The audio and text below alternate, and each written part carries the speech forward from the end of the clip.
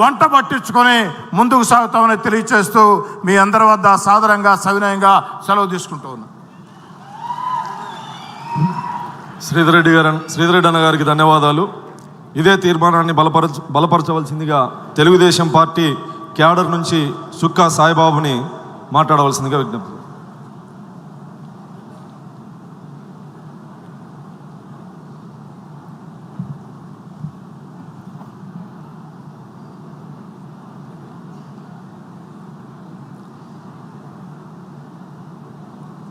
ఈరోజు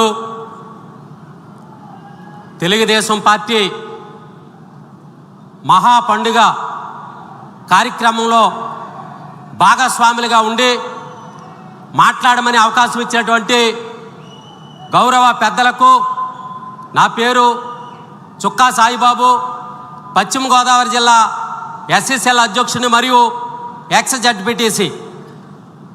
సమాజమే దేవాలయం, ప్రజలే దేవుళ్ళు అనేటువంటి నినాదం కలిగి నినాదం ఇచ్చినటువంటి గొప్ప వ్యక్తి, మహాశక్తి స్వర్గీయ ఎన్టీ రామారావు గారిని స్మరించుకుంటూ ఈనాటి ఈ కార్యక్రమానికి మరి ముఖ్యంగా స్వర్ణాంధ్రప్రదేశ్ నిర్మాణకర్త, ఒక విజన్ ఉన్నటువంటి నాయకుడు, 5 కోట్ల ఆంధ్రుల ఆత్మాభిమాని అయినటువంటి మన ముఖ్యమంత్రి వర్యులు నారా చంద్రబాబు నాయుడు గారికి మన యువ నాయకులు యువగలం మనగలమని చెప్తూ 3000 కిలోమీటర్ల పైగా పాదయాత్ర చేస్తూ ఎన్నో కష్టాలు నష్టాలు వచ్చినప్పటికీ కూడా యువతరానికి మాదిరిగా ఉంటూ యువతకి ఒక నిదర్శనగా ఉంటున్నటువంటి మన యువ నాయకులు నారా లోకేష్ బాబు గారికి, మరి ముఖ్యంగా తెలుగుదేశం పార్టీ అధ్యక్షులు పల్లా శ్రీనివాస్ గారికి,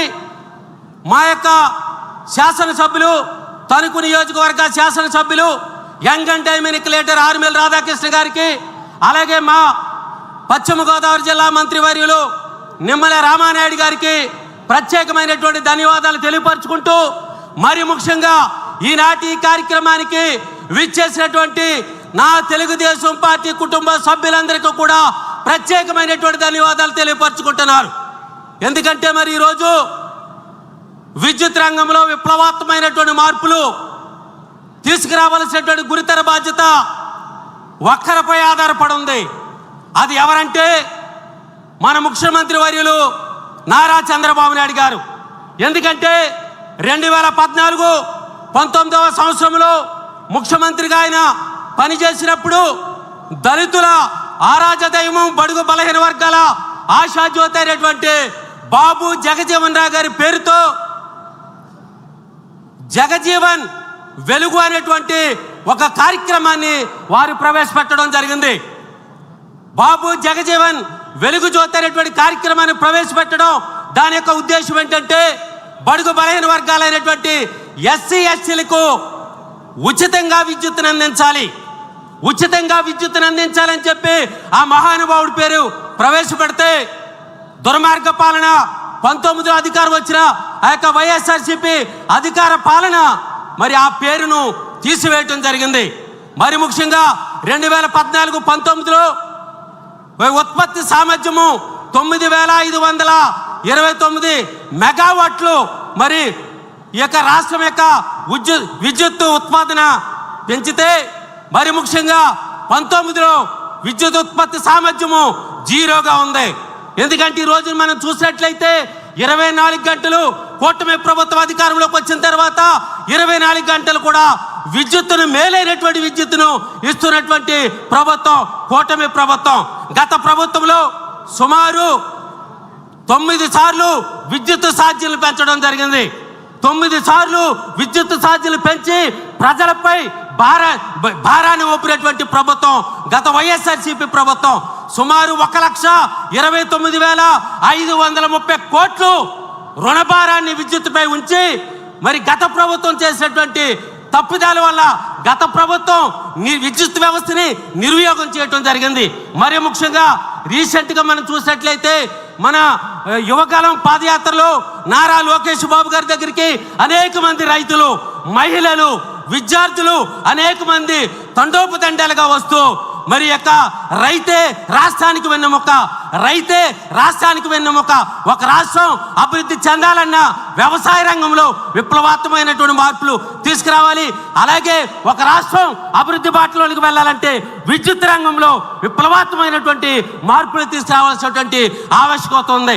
ఎందుకంటే రైతులకి మరి నేనున్నాననేటువంటి భరోసాతో మరి రైతులకి 450 కోట్లు సబ్సిడీని కల్పించి 50,000 మంది రైతులకి విద్యుత్ కనెక్షన్లు ఇచ్చి 85,000 రూపాయలను సబ్సిడీ ఇస్తున్నటువంటి ఏకైక ప్రభుత్వం మన కూటమి ప్రభుత్వం.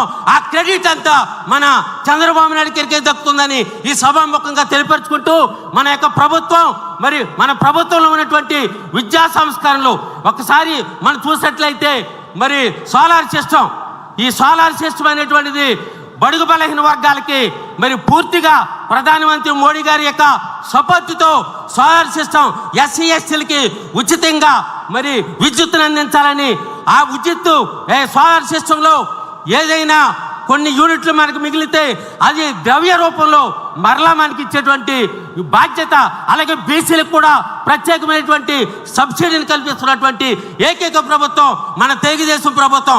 ఈ రోజున ఒక పక్కనే ఆర్థికంగా, ఒక పక్కనే సంక్షేమాన్ని దృష్టిలో తీసుకుని ఈ యొక్క ఆంధ్రప్రదేశ్లో విప్లవాత్మకమైనటువంటి విద్యుత్ రంగంలో మార్పులు తీసుకురావాలనేటువంటి ఒక విధులైనటువంటి నాయకులు నారా చంద్రబాబు నాయుడు గారు అయితే యువతకి ఆదర్శంగా అటు ఉద్యోగ అవకాశాల్లో కల్పించడంలో ఒక ప్రత్యేకమైనటువంటి నినాదంతో తీసుకుంటూ యువతరానికి ఒక గురుతర బాధ్యతగా, ఒక ప్రణాళికబద్ధంగా ఈ యొక్క వ్యవస్థల్ని కొనసాగిస్తున్నటువంటి ఏకైక వ్యక్తి వీరున్నటువంటి నాయకులు మన లోకేష్ బాబు గారని ఈ సభాముఖంగా తెలియపరుచుకుంటూ, ఈ అవకాశం ఇచ్చినటువంటి పెద్దలకి ధన్యవాదాలు తెలియపరుచుకుంటూ, చంద్రబాబు నాయుడు గారి